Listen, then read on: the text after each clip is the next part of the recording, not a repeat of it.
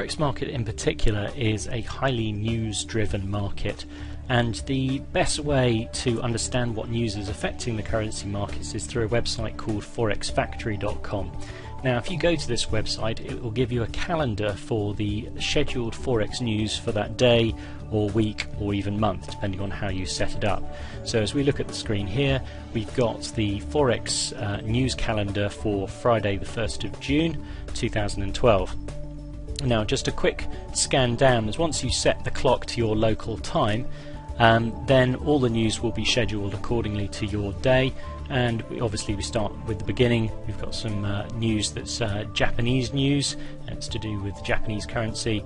And then as we work our way through the day, we have news on China, some European news, and some US news all the way through to the end.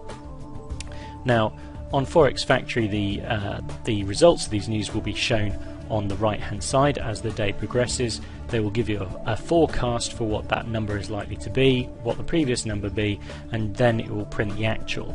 And currency moves come when there is a difference between the actual and the forecasted, so what people are expecting with what they're actually getting. Green is generally better than expected, and red is worse than expected.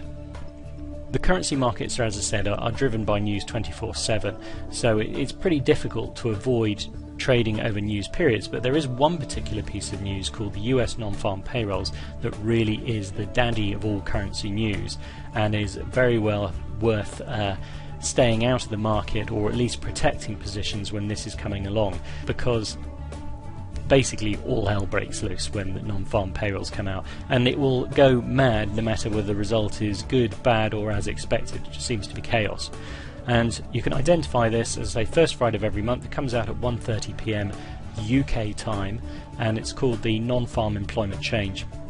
So today the scheduled forecast was 151,000, and actually what we got was 69,000, so that's worse than expected, and that will have created some moves in the market. Let's have a look at the effect of that news then, and we're looking at a 1 minute chart of the euro. It's about 5 minutes after the news came out at 1:30, and we can see a huge great spike down as that news came out, and then as soon as it spikes down it moves all the way back up again and is pushing straight the other way. So compared to the previous time beforehand, and you can see it's relatively stagnant, relatively flat, we've got a whopping great piece of news, and to add insult into injury, it seems rather directionless. We've gone straight down and straight back up again, so very difficult to trade, and would most likely have taken many traders out of a variety of different positions set around the channels set beforehand.